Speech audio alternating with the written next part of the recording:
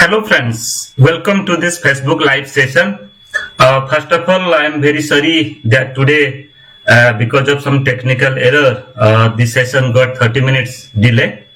I had earlier planned it to start from 4 p.m. but now it is 4 p.m. and 30 minutes, so it got 30 minutes delay because of some technical issues. So friends, now let us start today's session. Today we are going to discuss one of the course that is MES 013. This is the course code, and course title is Learning, Learners and Development. So this is another core course of MA Education program of Indira Gandhi National Open University. You all know that regularly in this IGNOU MA Education Learners group, we are discussing all the courses. We are discussing the introduction of the courses. We are not discussing detail about the unitization and the course content that are discussed in different units. But I am just giving you a detailed overview about the courses that is included in MA Education program. So we have already discussed the first course. Course code is MES 011, that is Understanding Education. Then further we have also discussed the second course, that is MES 012, and course title is Education, Nature and Purposes.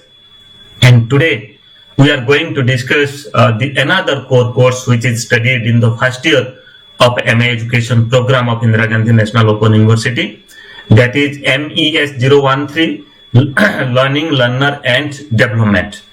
And before starting our today's discussion, let me to introduce I, Dr. Niradhar De, faculty member, School of Education, Indira Gandhi National Open University. On my behalf of School of Education IGNOU and on my personal behalf, I welcome all our learners who are pursuing MA Education program in Indira Gandhi National Open University. The term and examination is going to be, the date is not declared, but very soon the examination will be conducted. University will notify the date. But beforehand, I am very much hopeful that you all are engaged in your studies. You all are, going through the self-learning materials that are provided to you, and at the same time, you might be going through the previous year questions. You might have understood about the question pattern. Then accordingly, you are practicing, you are preparing for the examination.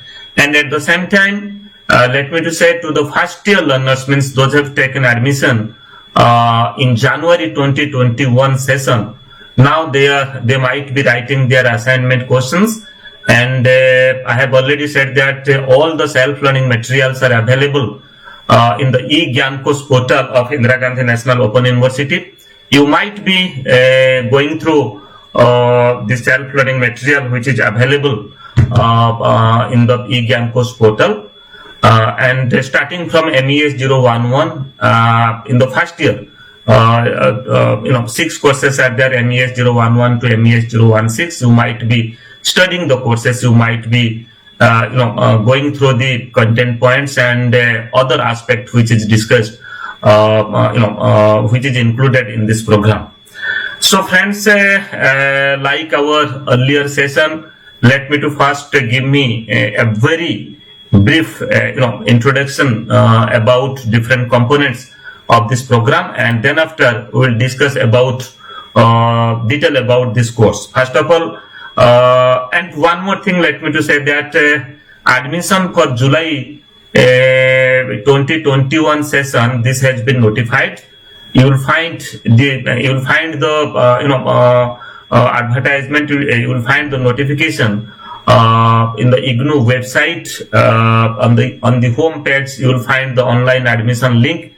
The learners who are interested to pursue MA Education, they should go through the admission portal, online admission portal, and they should take admission. Now admission is open for the July 2021 session.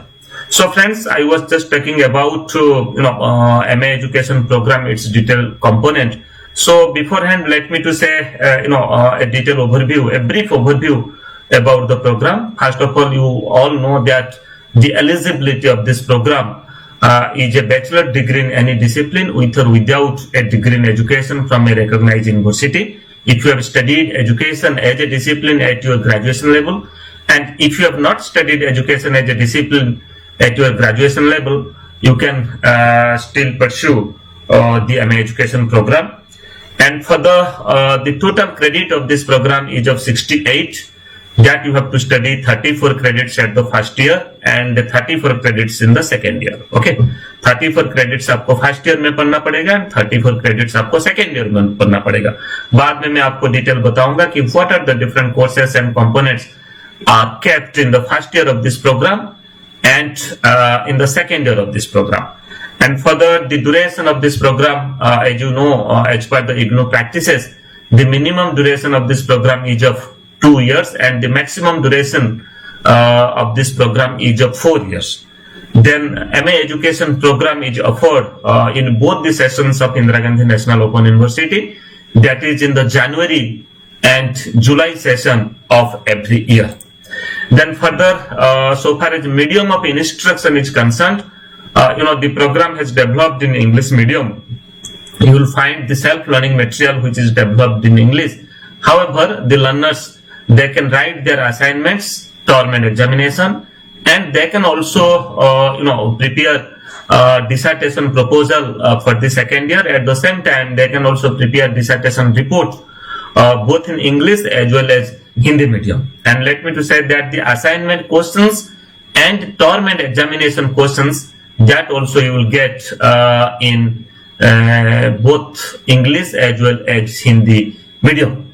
Then program fee, so far as July 2021 session is concerned, which is presently notified in this month of June, the total program fee is of 18,400. You will get it from the common prospectus in the admission portal and in IGNOU website, and on the homepage you will find the common prospectus which is uploaded.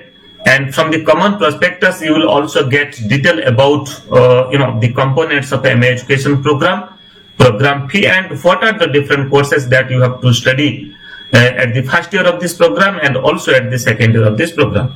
So total program fee is of 18,400, out of which you have to pay 9,200 at the admission of the first year program. That means now you are taking admission, so you have to pay 9,200 now.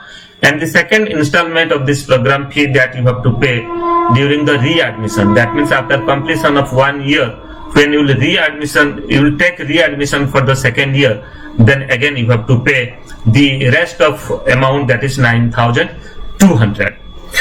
Then further, so far as the program components are concerned, you see MA education program comprises in 4 groups of courses with differential weightage.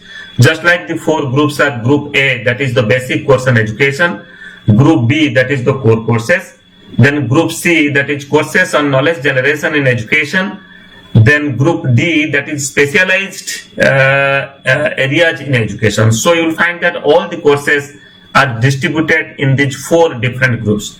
And further we will discuss that what are the courses that have been kept in the in Group A, then in Group B, Group C and Group D.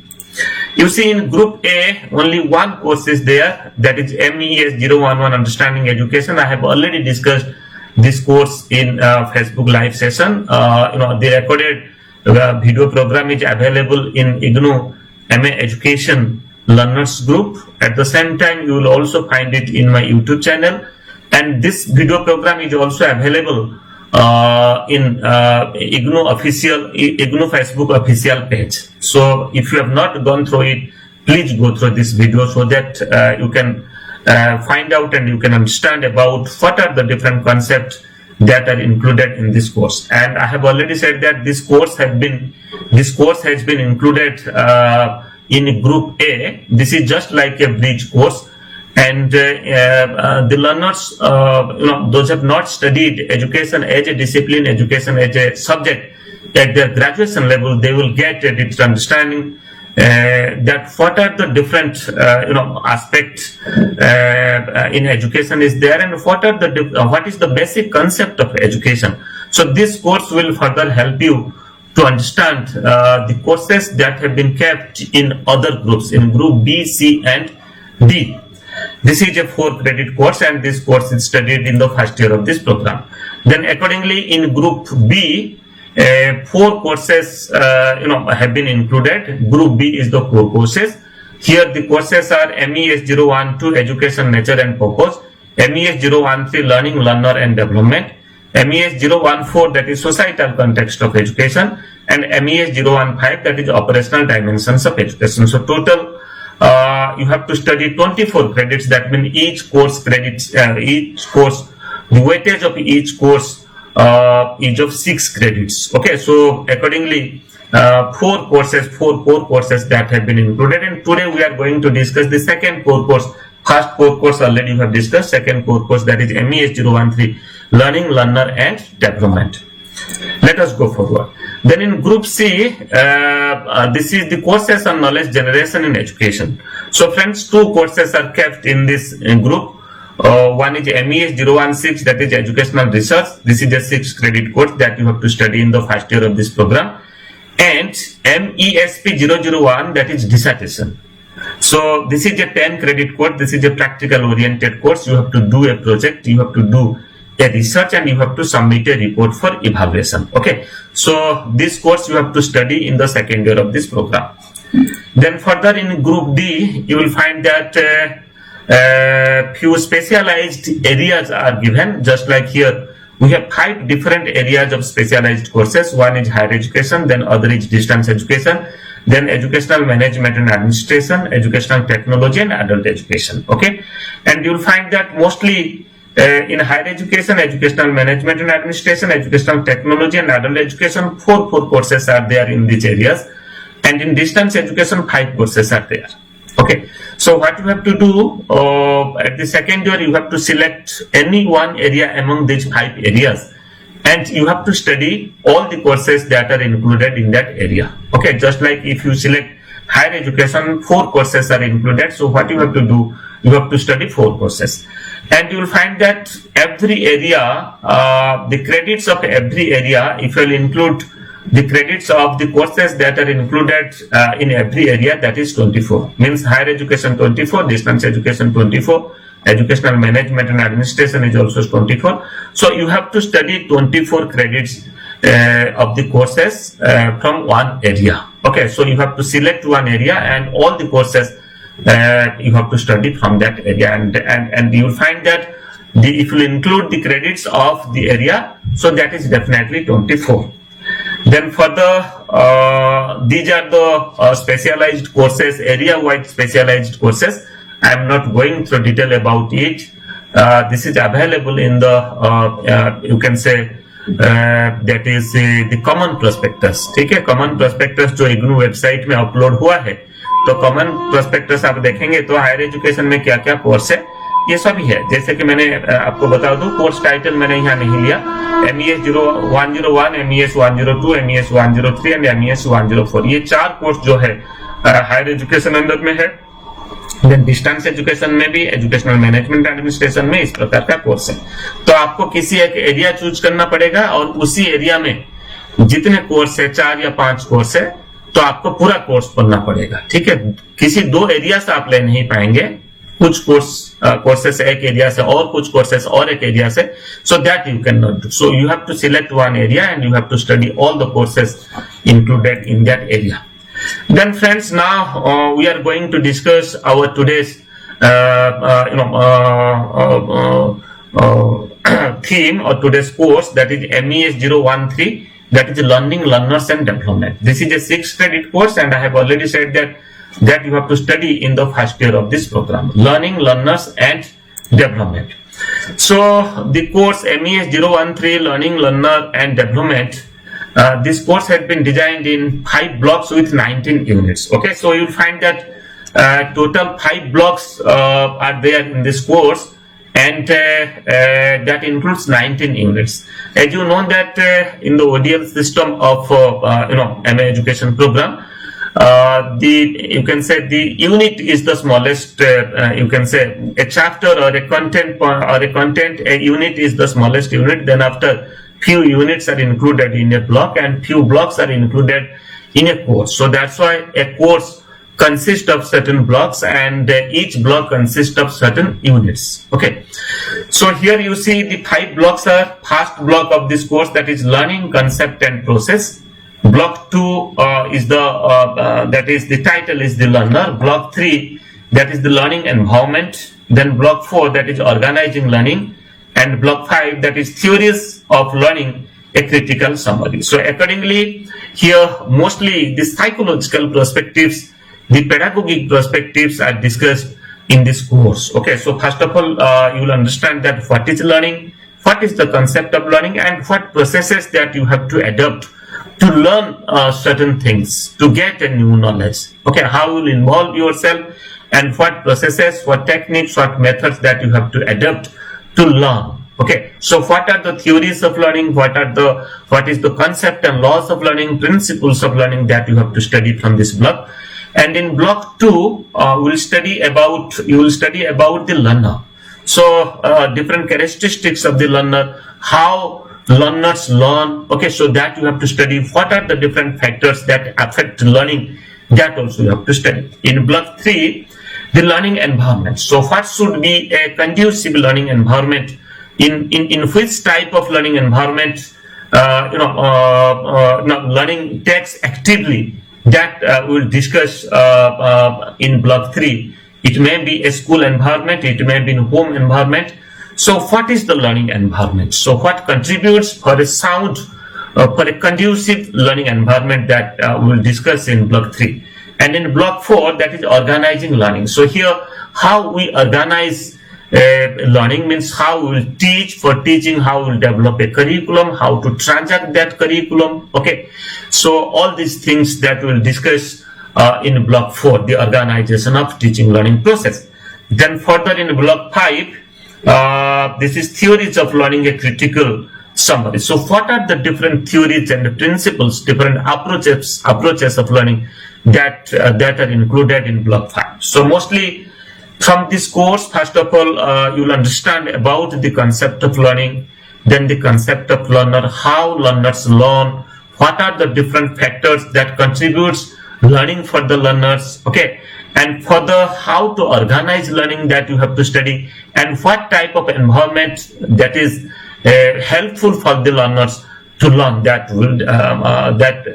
has been discussed in this course. Then further, the last block that we have discussed, the theories of learning. So what are the principles and theories of learning? That is also another important aspect of this course, learning, learner and development. So friends, now let us try to discuss the block, different blocks that are included in this course. The first block is learning, concept and process.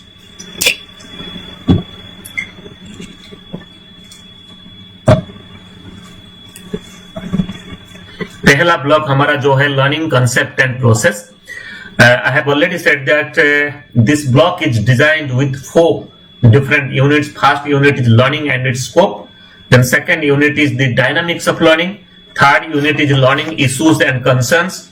Then fourth unit is learning trends and systems. So let us try to understand very briefly, because it is not possible to discuss each and every content point that is included in the in different units. I am just giving a brief overview so that when you will go through the self-learning material, the material is in your hand. Okay, when you will go through the self-learning material, and this video lesson will help you at least to understand the concept that are discussed in different blocks. Okay, so further I am very much hopeful that this video lesson will help you to understand the content that are addressed in different units, in different blocks of this course. So let us try to discuss. The first unit is learning and its scope. So what are the scope of learning and what is the concept of learning? So friends, when I say about the concept of learning, I mean to say, you can say different perspectives of learning, just like the behavioristic perspective of learning, the cognitivist perspective of learning, and the constructivist perspective of learning. ये तीनों term जो है, यदि आप अभी first year में है, यदि आप मटेरियल नहीं पढ़े हैं, हो सकता है थोड़ा टेक्निकल आपको लगेगा, but when you go through the content, go through the self-learning material, definitely you will understand. In behavioristic perspective of learning, it says that how a bond between a stimulus and response are formed and learning takes place. Okay, जब हम you just remember your school days, आप क्या करते थे, या आपका teacher क्या करते थे, या आपका घर में आपके पेरेंट्स क्या करते हैं, आपको कुछ एक मोटिवेशन देते हैं, ठीक है, आपको कहते हैं कि आप ये असाइनमेंट, आपको कुछ एक मैंने एक फीस देता हूं, या किसी प्रकार का एक मोटिवेशन, एक स्टिमुलस में देता हूं आपको, आप एमए एजुकेशन मतलब जो असाइनमेंट, स्कूल का जो असाइनमेंट दिया गया है उसे आप करिए, ठीक है. सो that's why friends here the learning happens when a bonds forms between a stimulus and response, either stimulus first or response first. Further we will discuss in block 5 when we will discuss about the theories of learning. Okay, behavioristic theories of learning, it says that learning takes place when we associate a stimulus with a response, ठीक है, either response first or stimulus first. आप कभी कभी कहते हैं, या आपका teacher कहते हैं, पेरेंट्स कहते हैं कि first you complete this task, then you will get a stimulus. That means first you are doing the response, then you are getting a stimulus. So after all, we can say that when there is a learning, there is a bond between a stimulus and response. And further, the another perspective of learning, that's called as the cognitive perspective of learning, it says that learning is not all about a bond between a stimulus and response. Rather, you can say that learning is somehow a cognitive process. That means your perception and your observation, your experience in the environment, or you can say in the family, in the society, in the community, in the immediate physical environment where you are living. So whatever you are observing, then after what you are doing, you are just using your intellect, you are using your mental processes, you are analyzing the things, you are synthesizing the things, and you are developing a type of reasoning. That means you are using your mental faculty, ठीक है, आपका जो बुद्धि है, आपका जो intelligence है, ठीक है, आपका जो यू कैन से मन की जो क्रियाएं हैं, वो क्रियाएं आप उसमें यूज करते हैं, करके एक चीज को आप समझते हैं. पर पहले जो बिहेवियरिस्टिक पर्सपेक्टिव में लर्निंग को समझा गया था कि this is a bond between A stimulus and response, but further you find that the cognitivist psychologist, they just rejected it and they said that it is nothing, it is the individual child that he or she perceive, observe the situation, then accordingly they developed certain information, certain knowledge, and they process that information. Okay, so that's why every individual is having the power of to construct his or her own learning. So that's why you can say this is nothing, this is a cognitive process. And further, so far as the constructivist perspective of learning is concerned, it says that every individual, just supporting to cognitivist approach, the social cognitivist approach, the constructivist says that learning takes place. This is the individual power, you can say, this is the experience, this is the observations of the individual to learn. They have the power to develop their own knowledge. Okay, so that's why here you will find that in the constructivist perspective of learning, you will find that this has been discussed, that the human child, the individual, they have lot of experiences, they have lot of knowledge. Okay, so that's why how to use those knowledge for gaining new information, for gaining new knowledges. So in these three contexts, three aspects, three perspectives, here this has been discussed to understand learning. Then further, situated cognition is also discussed here. Situated cognition means you can say you are come across many situations in your life, maybe your family, maybe home, maybe community, maybe your environment, maybe peer group, maybe groups, maybe your friend circle, maybe your teachers, your colleagues. So friends, here you can say that from different situations, when we come contact with the people, when we come contact with different people, with different experience, with different knowledge, then we learn many things. So that's why situated cognition is another aspect, you can say it's another scope to gain learning or to acquire learning. Then further we can say type of learning is also here discussed in unit 1, that is cognitive, affective and psychomotor. There are 3 types of learning. Cognitive learning means it is related to knowledge, understanding, application, analysis, synthesis and skills. That means we use our mental process. What we do, we develop certain knowledge, we develop certain comprehension, we develop certain understanding.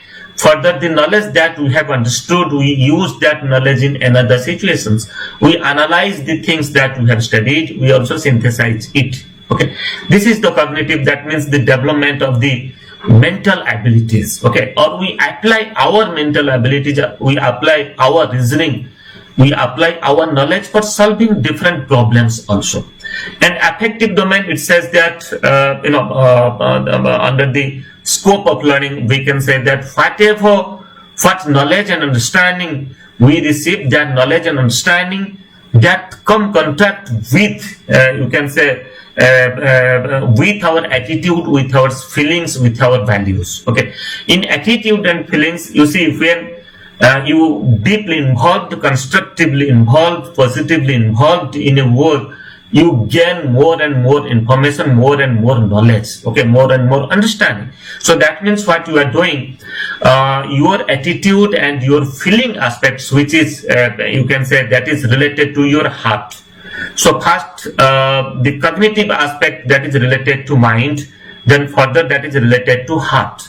So when whatever you are thinking, if constructively you are just interpreting it and you are feeling it, and if you have developed a right attitude, a constructive attitude, a positive attitude for doing that things, then definitely you can do it effectively. And further, when cognitive, affective and further is the psychomotor domain are work together, cognitive and affective, then you can acquire certain skills. So psychomotor domain, it is just the hands-on activities. That means to acquire certain skills and competencies. Okay, so that's why friends, here what we are discussing, when your every program, every lesson is having certain skills and competencies. So when you gain the or acquire the skills and competencies, when you are able to do certain things, when you are able to critically analyze certain things, when you are able to assemble certain things, when you are able to analyze and synthesize certain things, then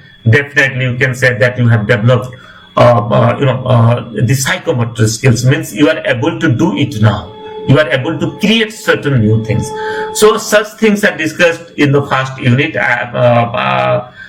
Here it is not possible to discuss each and every units. I am just touching the point, and you go through the units for detailed illustration, detailed examples, and for the detailed understanding. Then for the second unit, that discuss the dynamics of learning. So what are the different dynamics of learning? So here we have discussed learning in developmental process, that is cognitive development, moral development, and psychosocial development. So here different dynamics of learning means we acquire certain understanding, certain knowledge. You can say that is by using our cognitive process. That means we involve ourselves for the cognitive development. So the theories of Piaget that we have discussed here, that how cognitive development takes place. And further, we have also discussed Vygotsky's theories, that is psychosocial development. And further, we can say that takes place, that is the constructivist approach of teaching and learning process. So that also we have discussed here. And further, we have discussed enculturation and acculturation. So friends, try to understand that the dynamics of learning, that means from our culture, from our society where we are living, the things, or you can say our customs, our traditions, our language, our diversities and the practices, the societal practices that we do. So our culture also, that helps a lot, that we practice in our society, that helps a lot for our learning. So what we do, first of all, a young child, he or she gets educated or gets grooming from the very beginning of the home. Then after, when he or she come contact with the society, with the environment, with the community, they also come contact with the culture. So that's why whatever we do in our society, in our culture, you will find that the next generation, the young generation, the newborn child, and when the child is growing up, the child is learning all such things, experiencing all such things, observing all such things. So enculturation, it says that, it defines that by observing different incidents, different events, what is going on in the society, what is going on in our cultural practices, you will find that another generation is getting knowledge and getting understanding, and further they practice it in their life also. So many a time we teach the young generation, but mostly you will find that they learn lot of things, they learn many things without any teaching, because they observe, they get direct experience when they come contact with different situations which is happening in the society. ठीक है, जब हम निरीक्षण करते हैं, समाज के contact में आते हैं, परिवार और हमारा जो एनवायरमेंट कांटेक्ट में आते हैं, हम बहुत सारी चीजें कल्चर के बारे में, हमारा सोसाइटी के बारे में, हमारा ट्रेडिशन के बारे में, लैंग्वेज के बारे में हम सब सीखते हैं, और सीख के हमारा कल्चर को हम फॉलो करते हैं, और this is called as enculturation. And enculturation, it says that this is also a dynamics of learning. Acculturation also helps us to learn many things. So many a time we all are from one culture, okay, from the society or from the cultural practices where we have groomed up. But you'll find that at a time you are also coming in contact with other culture. You are also coming in contact with other people. अलग अलग संस्कृति संस्पर्श में आप आते हैं, contact में आप आते हैं, अलग अलग लोगों के संबंध में आप आते हैं, ठीक है, उनके साथ आपका संवाद होता है, ठीक है, उनके साथ आपका अनुक्रिया होता है, बातचीत उनके साथ होता है, एक दूसरे को समझने के लिए आप कोशिश करते हैं.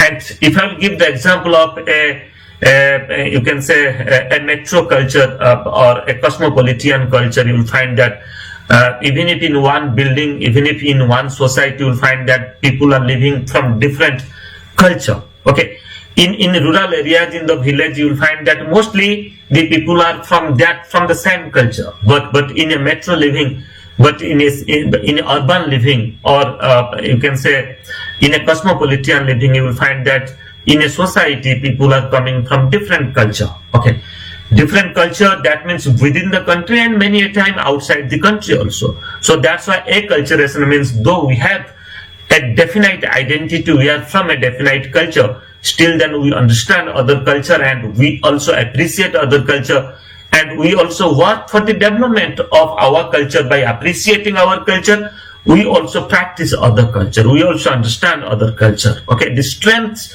of other culture, we develop our knowledge horizon, we develop the horizon of our knowledge by understanding the cultural practices, the social practices, the diversities, the languages of different other cultures. So that's called as acculturation. So this is the dynamics of learning that you have to study in Unit 2.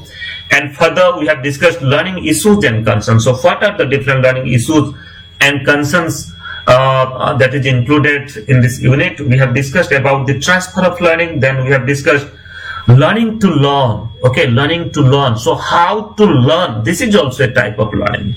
So how we learn, so what style, what habits that you have to develop so that you can learn better, you can acquire more knowledge.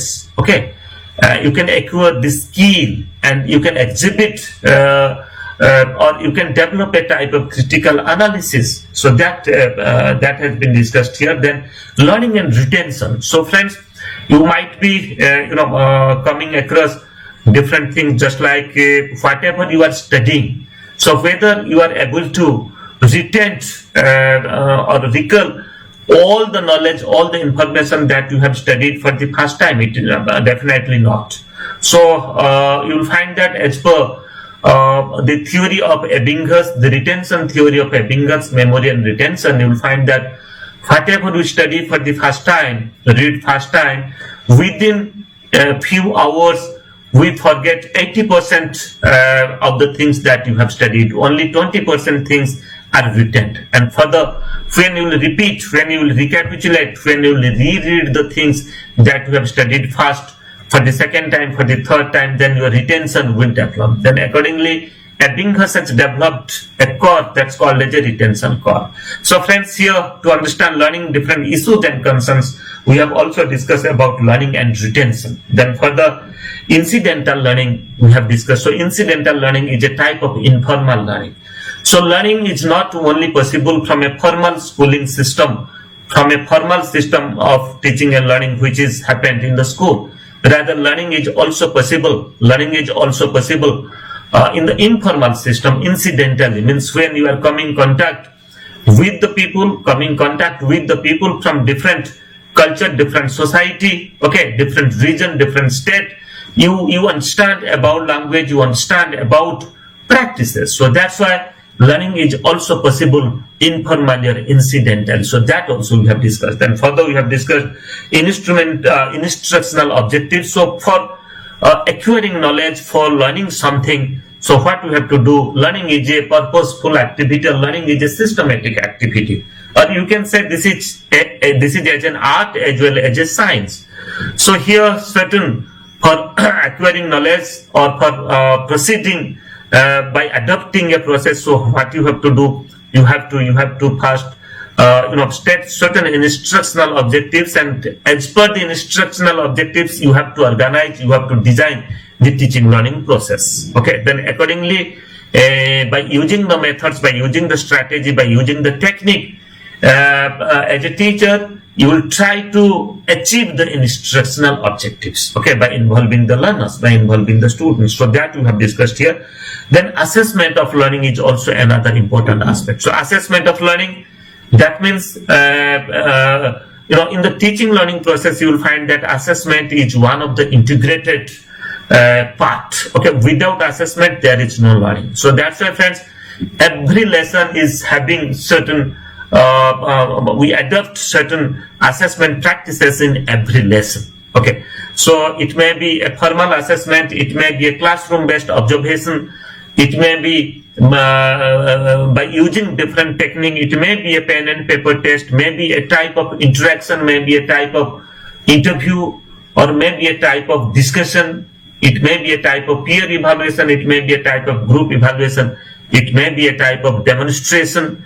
So we include certain assessment techniques, certain assessment methods in our lesson. So that's why, friends, we also learning, this is another issue and concerns of learning, that whatever we learn, how to assess, what techniques and methods that we're supposed to assess.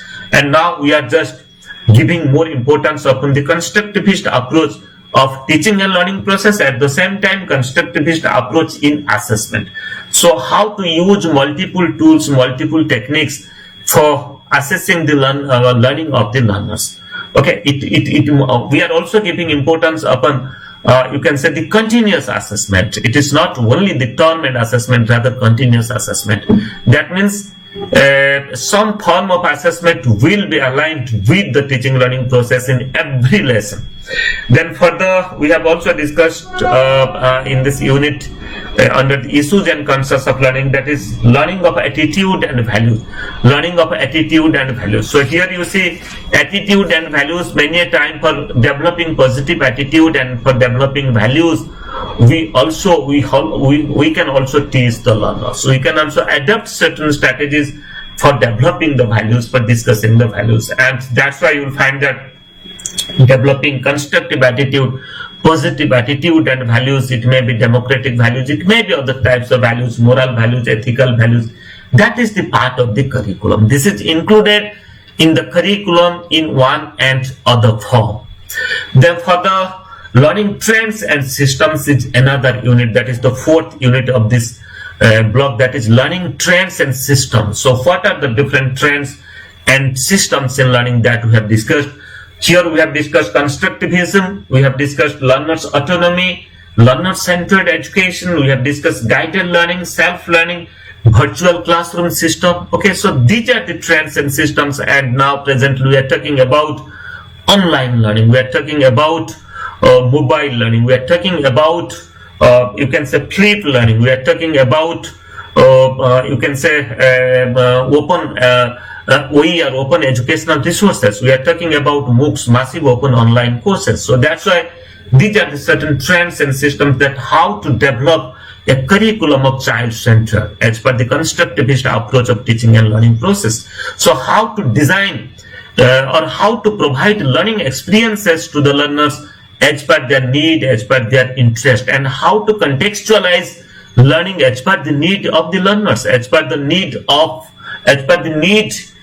the learners to live their life, and how to align the learning experiences or how to align in our curriculum different learning experiences that will further help the learner to live their life, because it is the learner, they have to live their life. So that's a life skill also another important aspect of this unit in trends and system. We have discussed the constructivist aspect that I have already said, that every learner, every child to whom we are getting in your class, they are coming with a lot of experiences, they are coming with a lot of observations, they are coming with a lot of understanding. So how to use their how to use this knowledge, how to use their experiences, it is the responsibility of the teacher. Then further here we have discussed self-learning. So how to develop self-learning. So what are the practices, what are the techniques and strategies so that self-learning can be practiced by the learners, individualized instruction. Okay, it is also another important aspect.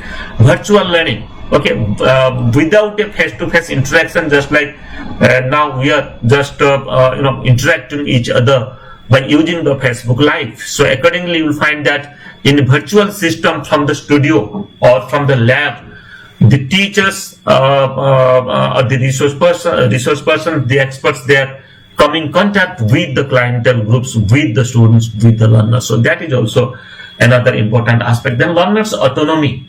So here, how to satisfy the learners as per their need, what they want to do. Okay, so how to provide certain dignity for the learners' autonomy, what they want to discuss in the classroom. Okay, so in the humanistic approach of teaching and learning process, you cannot neglect the child, you cannot neglect the student. So that's why this is also another important aspect. Then further, we have also discussed, so far as learning system is concerned, we have discussed face-to-face learning system, a traditional learning system, that's called as the conventional learning system. We have also discussed open and distance learning system, and we have also discussed that lifelong learning system. Okay, and presently the online learning system is also highly used in the system. Okay, so friends, this block mostly discussed about the concept of learning and the processes that how you learn. In second block, we have discussed 3 units are there in second block. The title of second block is the learner, and 3 units are factors affecting learning 1, then factors affecting learning 2 is the 6th unit, then 7th unit is the learner, that is the various perspectives of the learner. So this is a very good unit, that what are the different factors that affect or that influence learning, that contributes for the learning of the learners. So that we have discussed. So mostly in block 2 we have discussed in unit 5 factors affecting learning 1. We have discussed intelligence, aptitude, goals, interest, then readiness to learn and maturation. So these are the 5 factors that we have studied, that we have discussed in unit 5. So first of all, how intelligence contributes for learning of the learners. Means every child is having his or her intelligence. So how to use the intelligence for understanding the matter, for understanding the concept of mathematics, for understanding the concept of science, social science. Okay, so how intelligence works as a factor for the learning of the learners that we have discussed. Then further we have discussed the aptitude.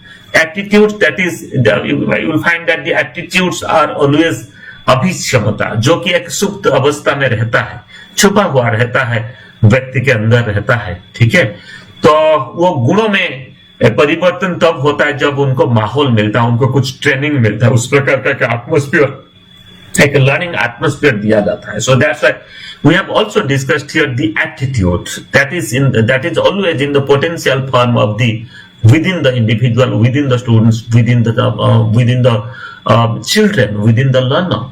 And when you educate them, when you provide a teaching learning, a suitable teaching learning environment, you will find that they come forward to do certain new things. Okay, so that's why attitude is also another important factor that affects learning. Then for the goals, every individual, every learner, every child is having their own aims of life, own goals of life. So that's why, friends, here means the individual, they got they directed themselves to achieve the goals, then accordingly they do the actions. उनका जो क्रियाएं है, उनका जो जीवन का लक्ष्य है, जीवन का लक्ष्य के अनुरूप वो क्रियाएं करते हैं, जो एक्टिविटी जो करते हैं for achieving the goals, for achieving the aim. So that's why the aim of life, the aim of the individual is also another important factor that affects learning. Then further we can say interest. आपका रुचि उसमें है कि नहीं, आपका अभिरुचि उसमें है कि नहीं. यदि आपका रुचि नहीं, आपका willingness उसमें नहीं है, then you cannot study. Okay, so that's why this is also another factor that has been discussed here. Then further we have discussed in the other factor, that is readiness to learn and maturation. So many a time, readiness to learn, whether you are ready to receive knowledge or not, ready to accept the teaching learning process or not, ready to accept the content that is discussed in the classroom or not. So if you are ready to do, then you can do a better, you can achieve better, otherwise not. So that's why this is also another important factor that affects learning. Then maturation. So what is the maturation? What is the development? So whether you are understanding the content as per your age level or not, as per your developmental stages or not. Okay, so maturation is also required for understanding or for learning. So that is also discussed. Then in unit 6 we have discussed the other factors, just like motivation, self-concept, then learning style. Then we have also discussed about attitude, socio-cultural factors. So try to understand that motivation is also another important factor. So many a time you will find that your parents, at the same time your teachers, they motivate you to learn. Okay, so motivation is another important aspect that contributes for learning. Then for the self-concept means it is about the learner, that how they understand, how they understand about themselves. So उनके बारे में वो क्या सोचते हैं, what are their strong points, what are their weaknesses, वो क्या कर सकते हैं, क्या नहीं कर सकते, उनका एटीट्यूड कैसे है. और कोई नहीं कहेंगे उनके एटीट्यूड के बारे में, rather this is their self concept, that concept about themselves. Okay, self concept, उनके concept उनके हिसाब से कैसे है, वो क्या कर सकते हैं, क्या नहीं कर सकते हैं, किस काम वो कर सकते हैं, किस काम वो नहीं कर सकते, उनका एटीट्यूड कैसे, उनका इंटरेस्ट किस में है, ठीक है, उनका पर्सनालिटी कैसे है. सो उनके बारे में means individuals pictures that the individual perceive. So friends, self-concept is also another important aspect that helps for learning. So that is also, it is another important factor that affects learning. Then further we can say learning style. So you'll find that getting same instruction, same curriculum, same timetable, you will find that different, you will find that the different learners, they achieve differently. This is because of learning style. Other factors are there, but learning style is also another factor that we call as the study habits. Our habits are different, the learners' habits are different. Okay, for preparation of notes, for reading, at the same time you can say for doing different activities, you will find that the habits are different. So that's why learning habit, practice, engagement in the process of learning is different individual, it's different learners to learner. So that's why this is also another important factor that affect learning. Then further we have discussed about attitude. आपका attitude, आपका अभिरुचि कैसे है, आपका विषमता कैसे है, आप उसे एक्सेप्ट करते हैं या नहीं करते हैं, whether you have developed a positive attitude or not, that is also another important aspect. And at the same time, socio-cultural factors. So many socio-cultural factors, we are the part of the society, we live in the society, we live in the family, we practice our culture, we practice, you can say, the happenings of our culture, our languages, our diversities, and many other things. So that's why that is also another factor that contributes learning for the learners. Then further we can say the learner, various perspectives of the learner. So how to understand that various perspective of a learner, just like here we have discussed about learner style and preferences, achievement and learning capacity. Achievement and learning capacity of the learners are different. Then further study habits, already we have discussed, this is also a perspective of the learners, that habits are different. And that constructive and positive study habit helps to achieve better. Then further we have discussed here in this unit, that is learning environment, that is cooperative environment, cooperative learning environment, and competitive learning environment. So in what type of learning environment learning happens in a very learning happens constructively, okay, whether in a cooperative environment or in a competitive environment. In a competitive environment,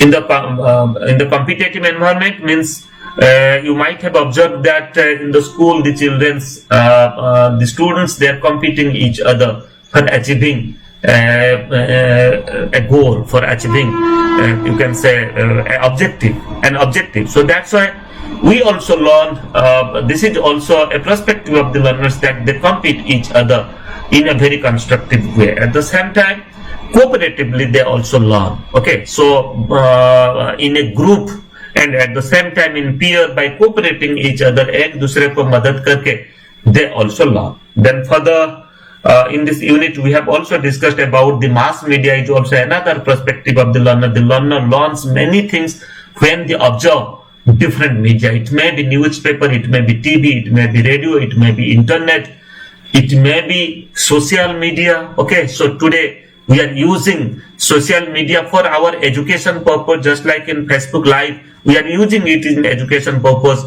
We are reaching from this end to that end, from teacher to the learners, by using a platform, social media platform. So that's why, friends, this is also, mass media is also another important aspect, another important perspective for the learner. Then here we have also discussed about the individualized learning.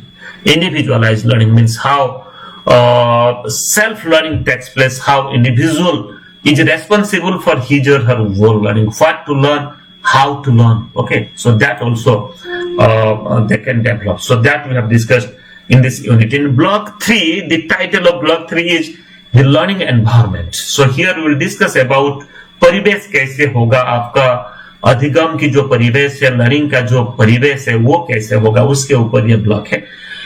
Under this block is designed in 4 units, unit 8, 9, 10 and 11. The title of unit 8 is learning environment, its meaning and scope. What is the meaning and scope of learning environment? Then further in unit 9 we have discussed about the home and community as a learning environment, what we learn from the home and what we learn from the community. Then further in unit 10 we have discussed learning in the school environment. So what we learn in the school environment, in the formal system of education. Then further in unit 11 we have discussed environmental learning, the sum total how environment helps, contributes for learning of the learners, that we have discussed. So here you will find that in unit 8 learning environment and the meaning and scope, we have discussed about the formal learning environment, at the same time an informal learning environment. You see, a formal learning environment means from the school you learn lot of things from the school, okay. So when we come contact with the children, with the teacher, with the curriculum, with the content, with the chapter, with different activities, so you try to involve yourself in varieties of activities. In a formal school system you will find that so far as the age level is concerned, so far as the development of so far as the mental and other development is concerned, you will find that in every class certain syllabi is designed, certain syllabi is developed in different subjects. It may be in mathematics, it may be in science, it may be in social science. Okay, so here when we talk about the learning environment, first of all, mostly we learn from a formal learning environment, that's called as the schooling. And at the same time, we also learn many things from the informal setting of informal environmental setting. That means when that earlier I was talking about, that is the incidental education. Okay, so here you will find that when we come contact with the people, when we come contact with different regional practices, different state-wise practices, different languages, different culture, customs, traditions, living style. Okay, so we also learn many things. That is the practical knowledge, you can say. So we develop our own life skill by going through different informal education. Okay, so that's why from your friends, from your family members, from the societal members, from the community, okay, you gain many things, you learn many things. And truly speaking, much of the learning taken place or much of the learning is possible from outside the schooling system. Okay, definitely you learn many things from the formal schooling system, but many learning that learn from the informal setting of the environment. Then further, we have discussed here learning environment, home and community. Again, we have discussed that how to establish a good learning environment at the home and community. You see, mostly in the home and community, the experiences, as per the constructivist approach of teaching and learning process, the experiences that we gain from the home and community, further those experiences helps the child for gaining education, gaining knowledge, gaining formal education, or gaining knowledge which is addressed in different subjects in the school curriculum. Okay, so that's why home and community is another learning environment. So that's why in home, mostly you must have observed that the parents and the elders, they engage young generations in learning. They engage young generation in inculcation of values. They engage young generation for you can say for practicing the values, for practicing or for doing certain activities, you can say. Okay, so this is because that will help the learners further to live their own life. So a positive or a constructive learning environment, it is not only you can say that it's possible in the school, rather that is also possible in the home and community. In the community, many clubs, when you become a member of a club, it may be a club in different in different aims, in different purpose, then you will come across different activities in that club. Then ultimately you will also learn certain things. So that's why learning environment in the home and community is also discussed in unit 9. Then unit 10, learning in the school environment, I have already discussed that in the school you learn many things.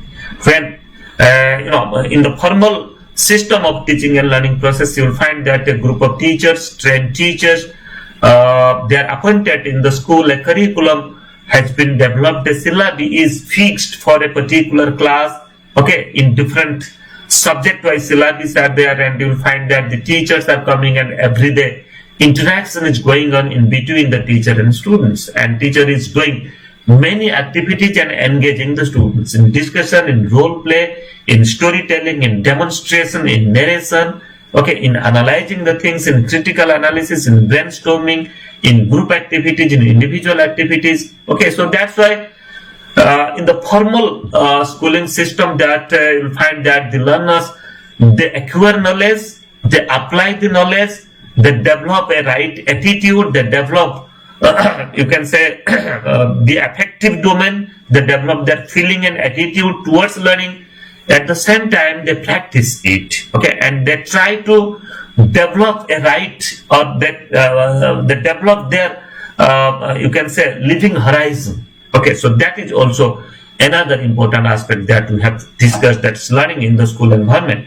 Then further in unit 11, we have discussed about environmental learning. Here we have discussed the physical environment, the socio-cultural environment. So mostly all these environments, it may be informal environment, it may be a home environment, it may be a community-based environment, it may be a formal learning environment, then a conducive environment is required. It may be in the home, it may be in the school, it may be in the community. Okay, further that will help the learners for developing right attitude and values, for developing right skills and competencies, for developing right knowledge, and further that knowledge will help them to live their life and to engage themselves in the world of work, at the same time to be self-sufficient. Okay, so that's why we have discussed here in this unit in block 3 different learning environment. We have discussed both formal, informal learning environment. Then in block 4, here the title of block 4 is organizing learning. So how to organize learning?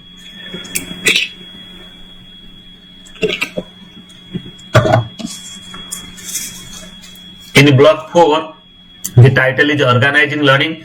Block 4 is designed with 4 units: unit 12, 13, 14 and 15. Unit 12, that is cognitive learning and its organization. Unit 13, that is affective and psychomotor learning and their organization.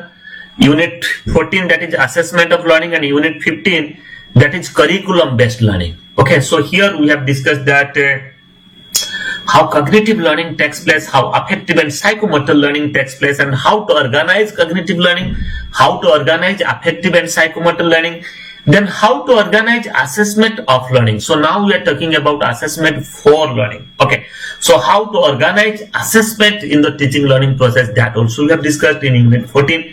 Then in unit 15 we have discussed curriculum based learning. So the curriculum that has been developed for the learners at a different stage, you can say at school stage, at the secondary, at the senior secondary, at the elementary.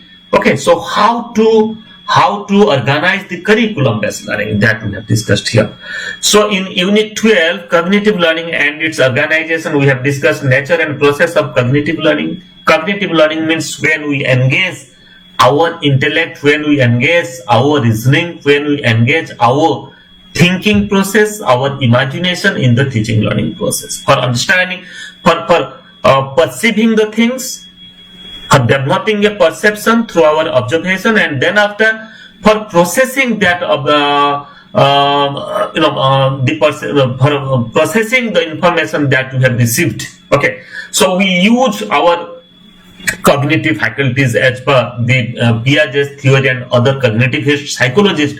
You will find that how learning takes place, that we have discussed. Then for the organizing perceptual learning, then concept learning also we have discussed under the cognitive learning and its organization. And for the we have also discussed associational learning, means how you can associate the earlier experiences with the new experiences. So this is the common things that we do in teaching learning process, that we engage learners about the things that they have already acquired, the things that they have already experienced in their life. Okay, that they have already experienced in their life. All the children are having their own experiences. So here what we do, we just associate.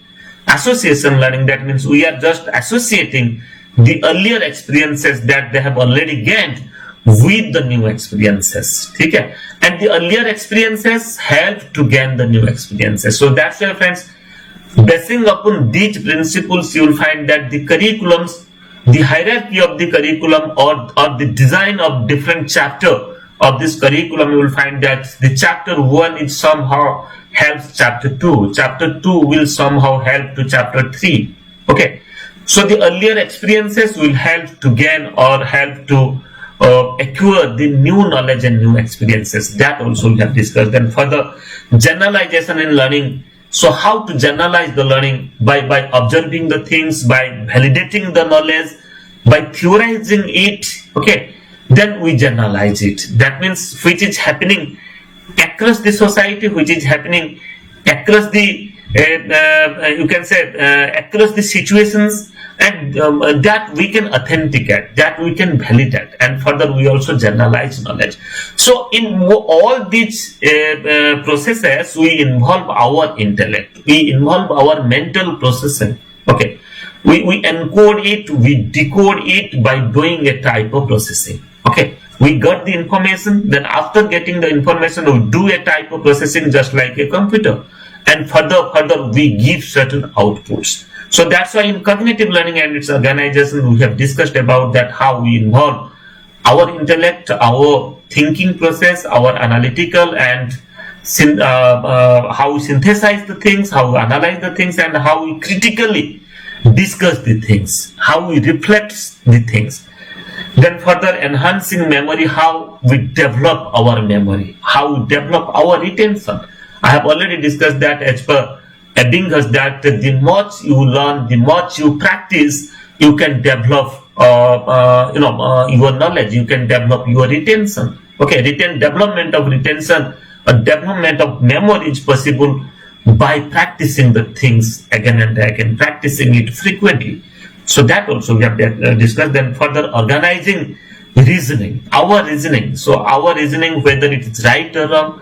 So we should learn that how we can organize our reasoning with the situation, with the things that we observe. In Unit 13, we have discussed affective and psychomotor learning and their organization. Okay, affective and psychomotor learning and their organization. So here, as I have already discussed that in types of learning, cognitive, affective and psychomotor. So here, with getting knowledge, understanding, application, analysis and things, analysis and skills. So if knowledge is not attached with our feeling, with our attitude, then it is not possible.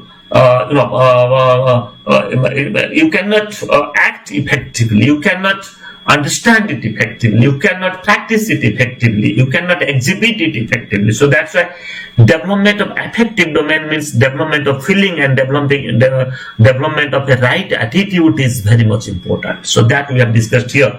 So how to organize the affective domain. So how to include the content, how to include the learning experiences, how to include the illustration, the case studies in the content, so that the learners, when they will come contact with that content, with the piece of that content, and they will develop certain values, they will develop certain right attitude to do the things. Okay, then further psychomotor learning, how to organize psychomotor learning. So if we provide more and more activities in the lesson, so when the learners will do the activities, first of all, they have already studied that how to do the activity, its theoretical construct, its theoretical base from Unit 12, from cognitive learning. Then here what they will do, you have to include the activities in your lesson, so that when the learners will do it, they will develop a type of psychomotor development. Okay, they will develop certain skills, certain motor skills, you can say, certain hands-on activities. When they will do, they will develop the skills and competencies, and they will develop the confidence also when they are able to do it. Okay, then further in Unit 14, we have discussed assessment of learning. So here you see assessment of learning is also another important aspect. So here in this unit, assessment is discussed just like as a term and examination or summative examination, but at the same time we have also discussed that the aim of assessment is to achieve assessment for learning. That means assessment should help the learners for enhancing their learning abilities, for enhancing their learning.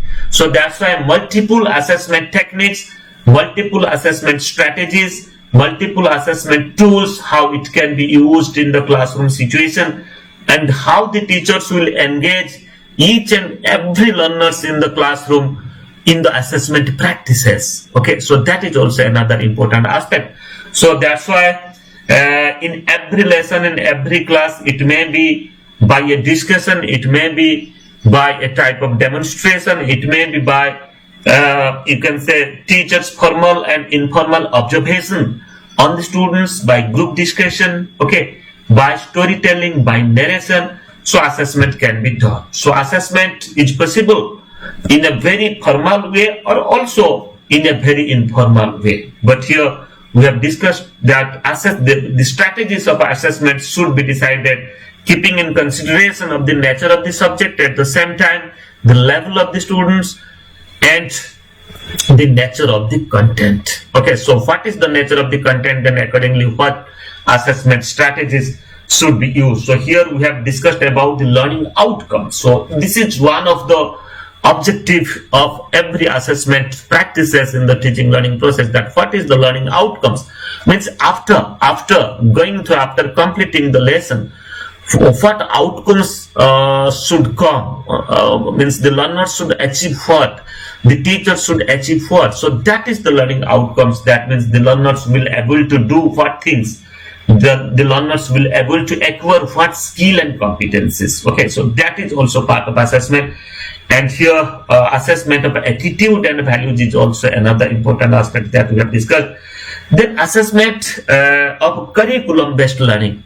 So we have also discussed here the curriculum based learning assessment. That means mostly in the school practices that we have included in the curriculum, that means how to assess it, whether we will do it by using a continuous comprehensive assessment, or by a terminal assessment, or by using a type of informal assessment. So that is also another important aspect.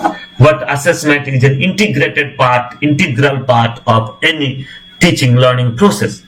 Then for the last unit that is unit 15, curriculum based learning. So here how to organize the curriculum based learning.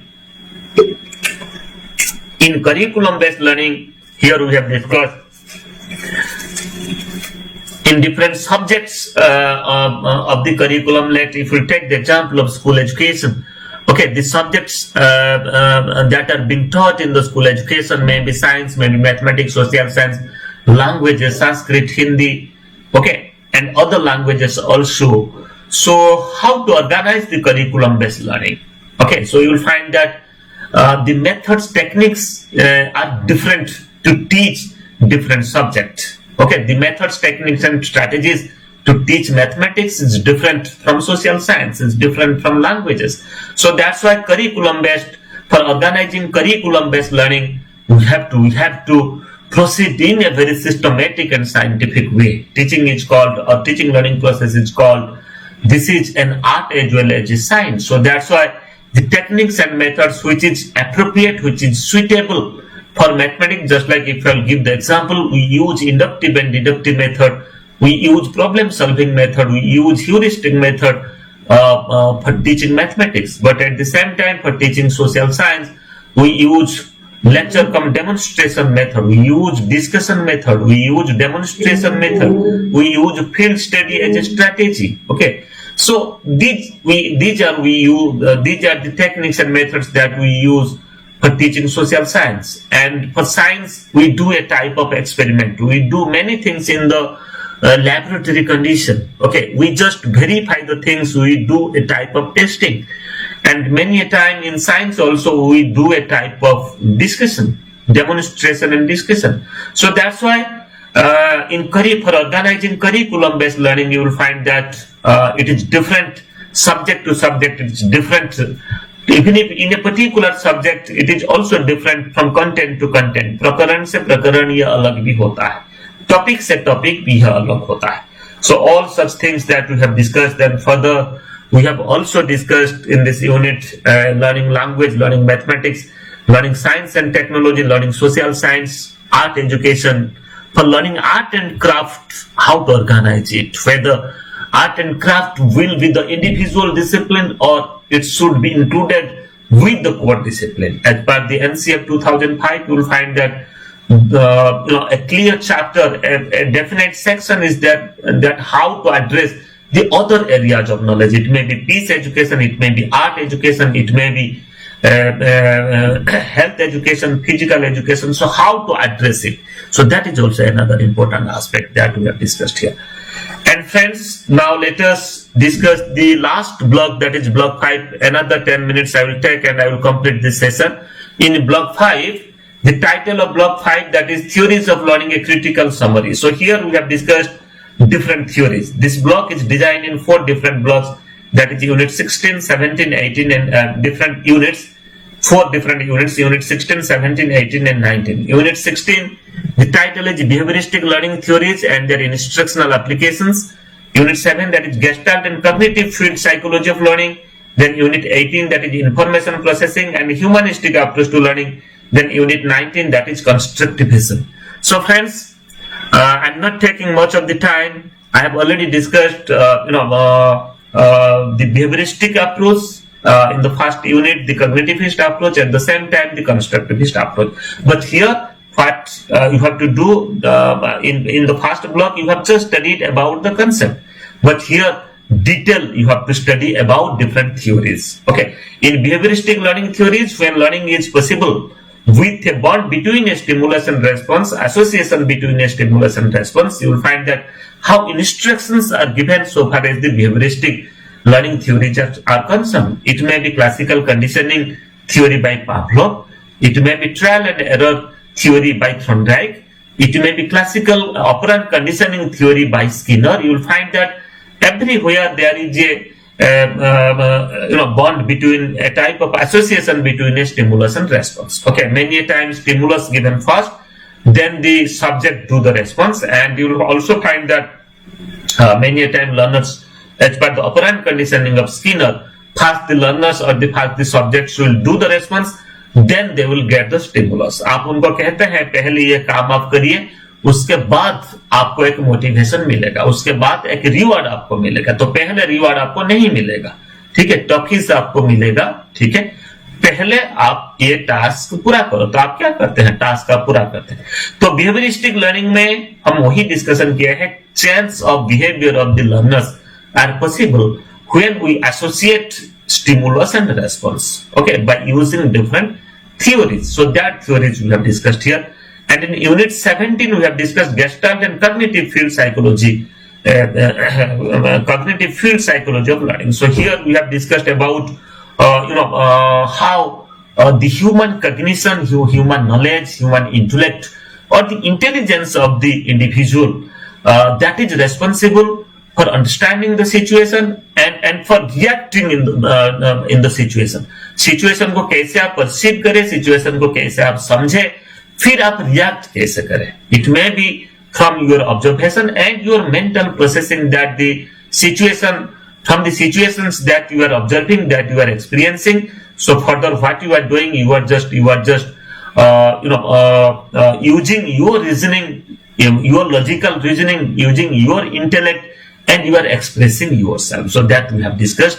Then in unit 18 we have discussed information processing and humanistic approaches to learning. So here how we do the information, how we do process the information. Okay, information हमें WhatsApp में information मिलता है, हमें news paper से information मिलता है, या हम जो चीजें हमारे एनवायरमेंट में देखते हैं, बहुत सारे सूचनाएं, बहुत सारे information हमें मिलता है. But all these informations are not knowledge. Okay, so information को how to process this information by using certain procedure. Okay, to make edge a knowledge. Okay, by using a scientific process of conducting a type of research. Okay, then further we also use our intellect. We also use our mental processes for processing the information.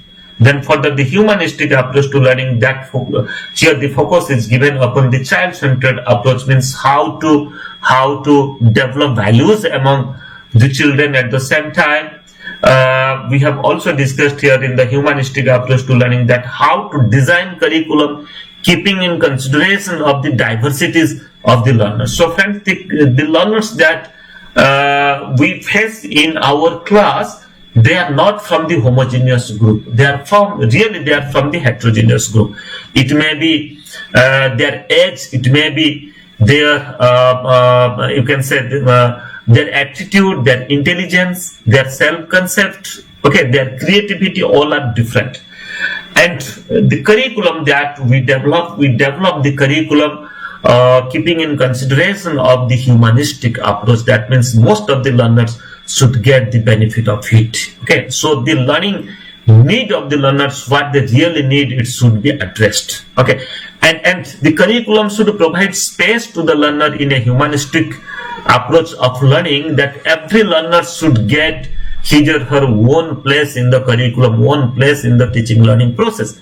And further, the last unit of this block, that is constructivism. Okay, so here we have discussed that how the individual is able to construct his or her own knowledge, how the environment where the individual is living, that is responsible for developing experiences, developing knowledge, and further for, you can say, for developing new knowledge.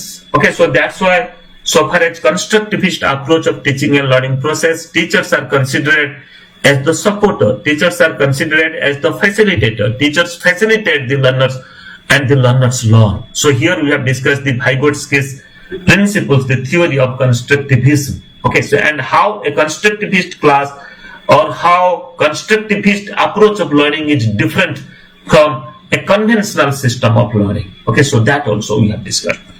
So these are the 5 different blocks that are included in this course, and finally let me to conclude it by saying the program transaction strategies that we follow. Self-learning materials are given to the learners. You will get the hard copy of it in the ODL system. At the same time, all the self-learning materials are available in the eGyan course portal. Okay, one video I have developed, it is available in your group. Go through that video, that how to access IGNOU website to get different learning materials, the learning resources. So there I have, by sharing the screen, I have demonstrated it, that from where you will get the MA education material. Then counseling sessions are conducted at the study centers. Okay, to understand about the courses, and at the same time what I am doing here also I am just addressing you all. Okay, you are getting a detailed overview about the program, different component, at the same time the courses. I am presently I have started discussion on different courses, so that's why this is also a type of counseling. Then for the compulsory assignment on each course and term and examination are the evaluation strategies. 30% weightage is given assignment and 70% weightage is given term and examination. Assignment questions are uploaded in the website. So what you have to do, download the assignment questions, go through the learning materials, then accordingly you develop the answers of the assignment questions. And term and examinations are conducted in the month of June and December of every year. But now, so far as the pandemic and this corona situation is concerned, examination date is not declared yet. The university will declare examination date very soon. Then for the regular TC and IRC in the Gyan Darshan TV channel, at the same time in FM radio, we also try to reach at you. And in a very large scale, now we are trying to reach at you by using different social media. Okay, by using Facebook Live, by using YouTube channel, and by Twitter, and also by using other media. And for the induction program is also conducted by the concerned regional center. And let me to say that I have already taken the induction program. If you go through, I have taken 2 sessions about the MA education program, about different components of this MA education program and operational issues of MA education program. So all these things are included in the induction program. So friends, for further queries, you can write to me, niradhar@ignou.ac.in. You can also make me a telephone call. My intercom is 2994, and you can visit my Facebook page, my YouTube channel, and my Twitter handle. You will find more than 200 video lessons are there. Mostly all the video lessons are based upon your MA education program and different other themes on education. And I'm hopeful that the video lessons which is available in my Facebook, in my YouTube, that is quite helpful for you for pursuing your MA education program. Thank you. In the next session, I will tell you the date. We will discuss the next course, that is MES 014. Thank you.